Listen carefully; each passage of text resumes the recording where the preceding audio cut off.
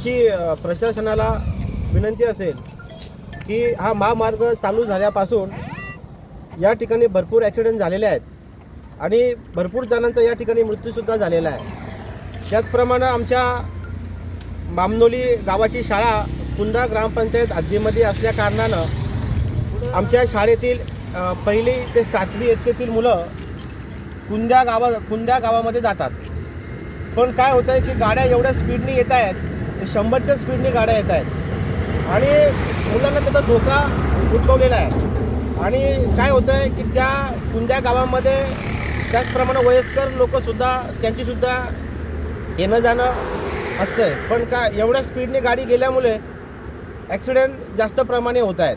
तर आमची तीच विनंती असेल की या ठिकाणी लवकरात लवकर आपण स्पीड ब्रेकर लावले पाहिजेत, कारण हे होणारे जे मृत्यू आहेत यांची कदर आता प्रशासनालासुद्धा राहिलेली नाही आहे आणि स्थानिक आमदारांनी सुद्धा या ठिकाणी लक्ष घातलं पाहिजे असं आमचं म्हणणं आहे। कारण काय होतं आहे, किड्या मुंग्यासारखी लोक या ठिकाणी मरत आहेत आणि ते आम्हाला या ठिकाणी बघवत नाही आहे।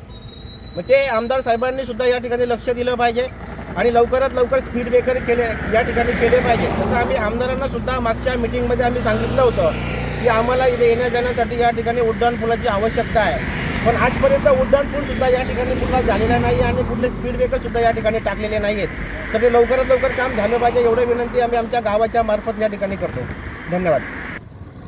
मुलांना येण्या जाण्यासाठी खूप त्रास होतो आणि मी रोज म्हणजे सोडायला जाते मुलांना, पण मी स्वतः बघते की मुलं येता जाताना खूप असे आचकून बसलेले असतात, कारण सोडायला त्या साईडला कोणी नसते, एखाद्याची आई असते नसते।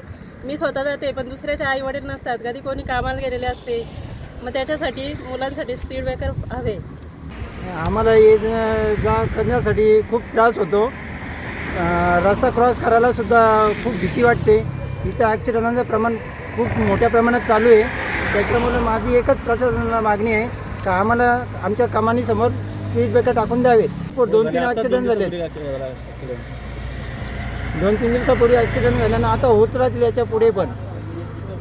मग त्यासाठी प्रशासनाने याची दखल घ्यावी। प्रशासन आम्हाला उत्तर देतोय, आपण ग्रामपंचायत मार्फत सुद्धा त्यांना नोटीस दिलेली आहे त्यात, पण आम्हाला असं उत्तर येत आहे त्यांच्याकडनं की तुम्ही पोलीस स्टेशनला तक्रार करा।